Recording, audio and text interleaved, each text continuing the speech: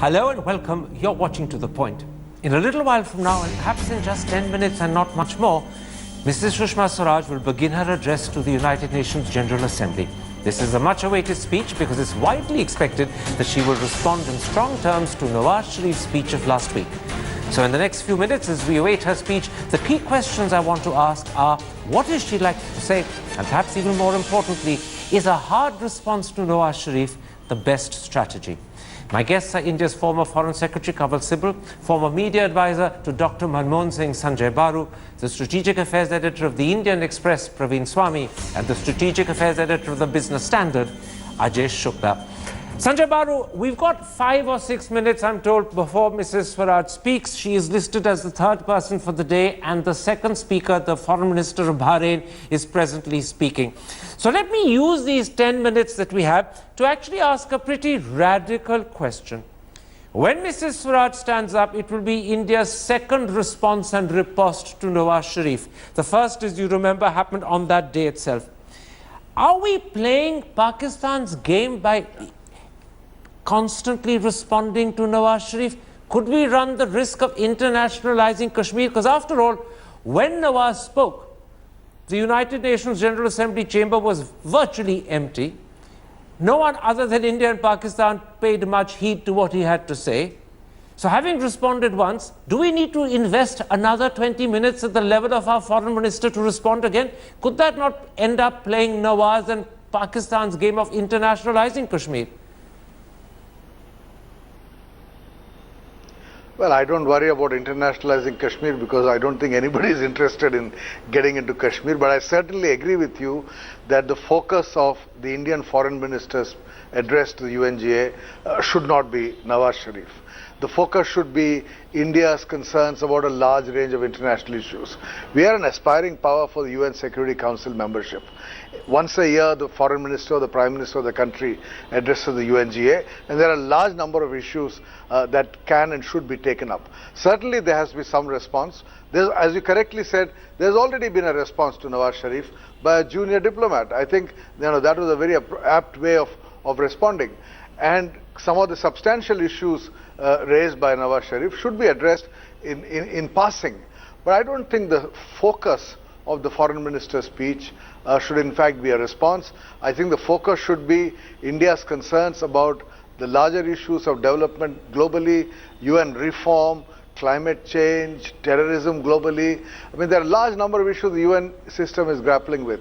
And therefore, I would actually argue that any references to Nawaz Sharif or to Pakistan should be in passing rather than the main focus of her address. Let me bring in Kanhaiya Sibal on that. Kanhaiya Sibal, you've been Foreign Secretary. You've taken these decisions when you were head of the Foreign Service.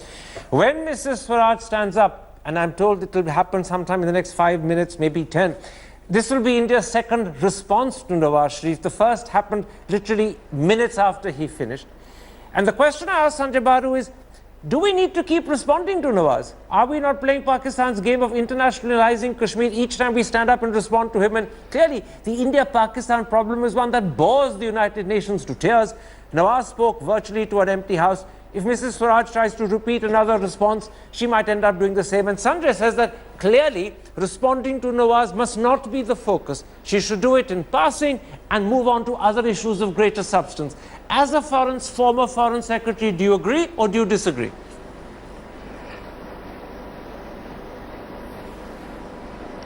No, I broadly agree with him, except that, there is something called the right of reply. Now, if we had not exercised it immediately after Nawaz Sharif's speech, then the entire media reporting would have been focused on what Nawaz Sharif said. And our case and our response would have gone unnoticed, and we would have, I think, suffered a media setback. So it was necessary to give the right of reply, which is part of how the modalities of this kind of a conference work.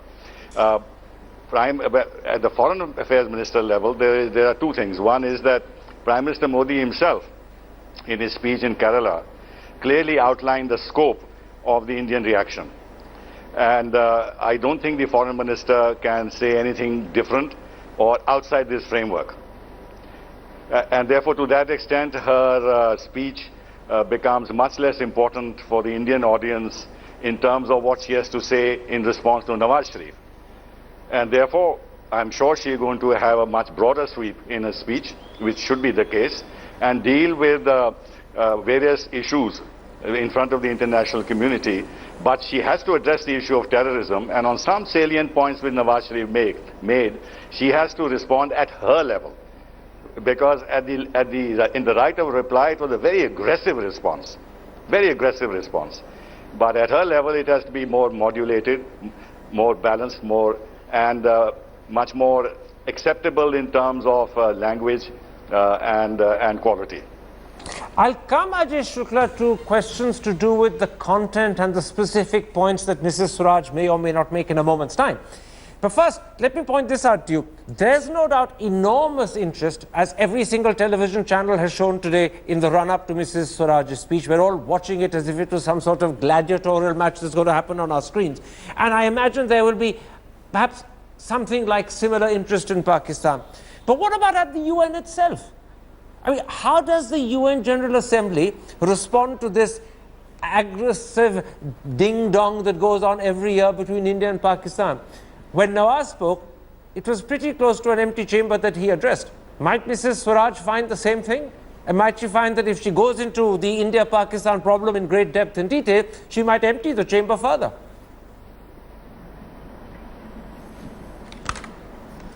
That's probably right. When the foreign ministry spokesperson said that the India and the world are waiting to listen to what Mrs. Swaraj has to say, I think he may have been overstating the case. India is certainly waiting to see what Sushma Swaraj has to say. But in the global arena, I think there is a high degree of fatigue at, India and Pakistan's annual jousting in the UN General Assembly chamber. So to that extent, she will have to walk this balancing act between giving a response, giving an adequate response to Pakistan, but at the same time not making it seem like India is locked into this relationship with Pakistan, and that's all that the world is going to hear from India or Pakistan about. But remember, Karan, we are coming off an Indo-Pak crisis stemming from the Uri attack, where Prime Minister Modi has said essentially that he will avenge the martyrs of Uri by isolating Pakistan in the international arena. So Mrs. Swaraj cannot also just mention terrorism in passing. She has to really launch a full frontal attack on Pakistan today. If only because the Prime Minister has committed to the country that we're going to do so. So I think that the way it's probably going to play out is Mrs. Swaraj will talk about terrorism in general as a problem that afflicts the world, and then zero in on Pakistan as the epicenter of global terrorism, and in the memorable words of the right of reply, the Ivy League of terrorism where it takes place. At the same time, she'll probably mention in passing that all the allegations that Pakistan raised on Kashmir, they're a part of Pakistan's export of terror. It's all Pakistan-based terror that is taking place in Kashmir, and India's only responding. So I think that's how it's going to play out today.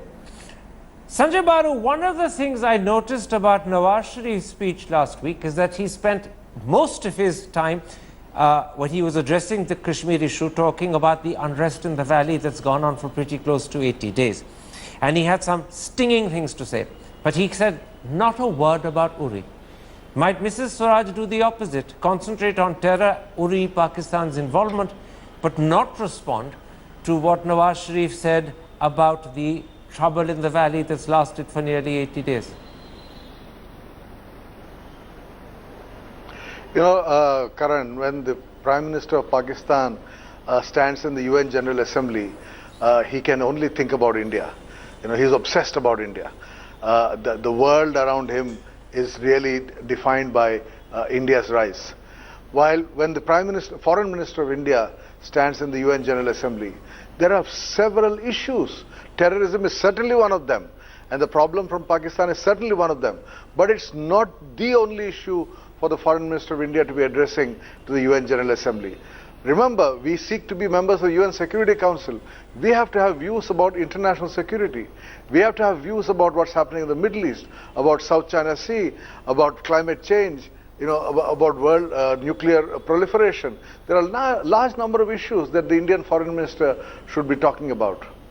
So you would say, Sanjay Baru, that if more than 5 minutes out of 20 are spent on this joint subject of Kashmir and terror, she will have overdone it? Absolutely. 5 minutes is actually far too much. Probably 3-4 minutes. That's it. I'm told by my producer that Mrs. Swaraj is about to start. There are probably just a couple of minutes left. Let me ask you, Kamal Sable, one quick question, because I don't think we have time for anything more, and please give me a short answer. Given that this is a speech to the UN General Assembly, do you think Mrs. Swaraj will speak in Hindi, or would she be better advised to speak in English? And I'm afraid she's about to start speaking, so you can't answer. She'll answer that question herself. We're going straight to the UN, where Mrs. Swaraj will be starting to speak literally in the next 10 seconds. Good.